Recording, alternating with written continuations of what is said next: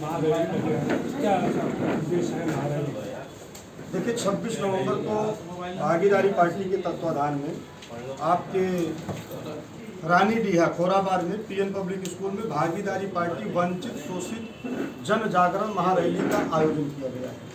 इस रैली के माध्यम से हम केवल गोरखपुर ही नहीं पूरे देश की जनता को ये संदेश देना चाहते हैं कि जो वंचित समाज है, नट का बेटा, मुसहर का बेटा, उजड़ा का बेटा, खट्टिक का बेटा, डोम का बेटा, दहिकार का बेटा, आरा कर्कवंशी का बेटा, जो 76 साल से वोट देते चला आया, जो अपने अधिकारों से वंचित हैं, आज सामाजिक, आर्थिक, शैक्षणिक, राजनीतिक क्षेत्र में उनकी भागीदारी देखा जाए तो शून्य के बराबर है। सरकारी सेवाओं में देखा जाए तो इस जाति का बेटा चपरासी तक नहीं मिलता है।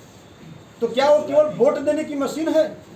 चुनाव आ जाए उसको वोट दे दिया जाए, उसकी हिस्सेदारी न दिया जाए।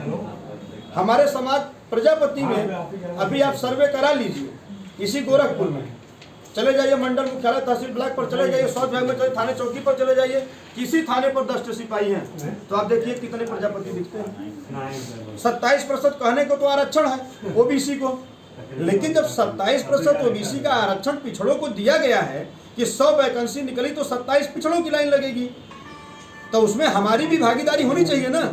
लेकिन उसका पूरा का पूरा फायदा पिछड़ी जाति के 3-4 जातियां ले जा रही हैं।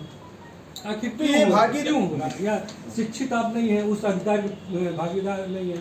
देखिए इसका होने का कारण क्या है कि जो बड़ी पार्टियां हैं इनको वोट तो चाहिए लेकिन हिस्सेदारी नहीं चाहिए। हिस्सेदारी मत लीजिए, हिस्सेदारी मत मांगो। भारतीय जनता पार्टी क्या करती है? पिछड़ों और दलितों की वोट की बात कर, पिछड़े और राजनीति में हिस्सेदारी की बात करते कि रोजगार में हिस्सेदारी की बात करते। भाई देखिए हर क्षेत्र में हिस्सेदारी चाहिए। हिस्सेदारी का कोई एक क्षेत्र नहीं होता है। हमको सांस्कृतिक क्षेत्र में भी हिस्सेदारी चाहिए, राजनीतिक में भी चाहिए, आर्थिक में भी चाहिए, हर क्षेत्र में चाहिए। बाबा साहब बी आर अम्बेडकर जी ने कहा है कि political is the master of, राजनीति वह मास्टर चाबी होती है जिससे नाला, पुड़िया, खड़ खड़ंजा, बिजली, पानी, सड़क, चक्रोड़, नौकरी, ट्रांसफर, पोस्टिंग, सारी चीजों की पूर्ति अगर होती है तो सत्ता से होती है, और वही हम नहीं। तो हमको तो हिस्सेदारी सभी क्षेत्रों में चाहिए ना। हिस्सेदारी का कोई एक क्षेत्र नहीं होता है। अच्छा, कोई ऐसा माँ बाप होगा क्या जो ये सोचे कि मेरा बेटा अधिकारी न बने, मेरा बेटा क्रिकेटर न बने, मेरा बेटा अच्छा गायक न बने? सभी चाहते हैं ना। लेकिन ये लोग केवल वोट तो इनको सभी की चाहिए और विकास केवल एक जाति देखकर सारा समीकरण जाति पर है, सब काम जाति पर है। जाति देखकर बाबा जी प्रदेश में न्याय देते हैं, जाति देखकर मुआवजा मिलता है। उदाहरण बता दूं, आपके देवरिया में पंडित जी बनाम यादव जी की खूनी रक्त क्रांति हुई। मैं उस घटना की घोर निंदा करता हूं, लेकिन उस घटना को देश लेवल पर हाईलाइट किया, पूरी देश की मीडिया ने दिखाया। पूर्व मुख्यमंत्री, सूबे के मुख्यमंत्री, भाजपा, कांग्रेस, तमाम नेताओं, पार्टियों के नेता वहां जगह गए। इससे भी बड़ी और भयावह घटना मैनपुरी में हुई थी। प्रजापति समाज में 5 लोगों को जिंदा जला दिया गया था, जिसमें से उसमें 8 साल की एक मासूम बच्ची थी, एक 14 साल की बच्ची थी, एक 16 साल की बच्ची थी, उसके माँ बाप थे, उसका 24 साल का भाई था, लेकिन आज तक उसे न्याय नहीं मिला। एक अपराधी केवल जेल गया है। क्यों?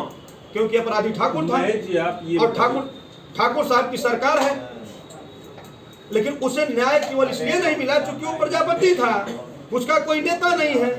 किसी महापुरुष ने कहा है ना कि जिसका कोई दल नहीं उसका कोई बल नहीं। जाति राजनीति जिस तरह से चल रहा है तो आने वाले समय में जाति जो संघर्ष शुरू नहीं हो जाएगी इस तरह की? जातीय तो असली सच्चाई है। जब तक तहसीलों पर ठप्पा मारकर ये सरकारें देंगी कि तुम फला जाति के, तुम फला जाति के, तब तक इस देश से जाति व्यवस्था नहीं मिटाया जा सकता। ठीक है, आप हमारी बात सुनिए। मैं जी 26 नवंबर को आप पुकार लेंगे, ठीक है, आप सरकार के सामने जाएंगे, अपनी बात रखेंगे, जाति जनगणना की बात कर रहे हैं, आरक्षण की बात कर रहे हैं, ऐसे में कौन कौन पार्टियां आपके समर्थन में? देखिए, जितनी भी अति पिछड़ी जातियां हैं जो हमारी विचारधारा से सहमत है, जो हम चाहते हैं कि प्रदेश में जातिवार जनगणना हो, प्रदेश में शराब बंद होना चाहिए, महिलाओं को जो आरक्षण मोदी जी ने 33% दिया है, असली हितैषी हो तो आप 24 के पहले लागू कर दो। अगर हमारी विचारधारा से कोई सहमत है तो जो भी मेरे साथ आएगा उसका स्वागत है। क्या अखिलेश यादव भी जाति जनगणना की शामिल कर रहे हैं, क्या आप उनसे भी मिलेंगे आप? देखिए, हम तो अखिलेश यादव जी के साथ 2022 के चुनाव में थे, लेकिन अखिलेश जी हमको खुद ही धोखा दे दिए। हमको 15 सीट का लालच दिए यानी आप कि प्रजापति जी 15 सीट जो है, यानी उनके चाचा की तरह आप भी कहते हैं कि धोखेबाज है। हाँ? उनके चाचा कहते हैं धोखेबाज, आप भी कह रहे हैं धोखेबाज। अब धोखेबाज तो उनके पिताजी भी उनको बोल चुके हैं मंच से, आप लोगों ने ही दिखाया है। उन्होंने कहा था ना कि जिस बेटे को मैंने मुख्यमंत्री बनाया और जो बेटा मेरा और अपने चाचा का नहीं हुआ, तो हम तो प्रजापति है भाई। बोला गलत तो नहीं कह रहे हैं। 24 में क्या होगा? 24 में देखो, मैं अखिलेश जी को आप लोगों के माध्यम से एक संदेश देना चाहता हूँ।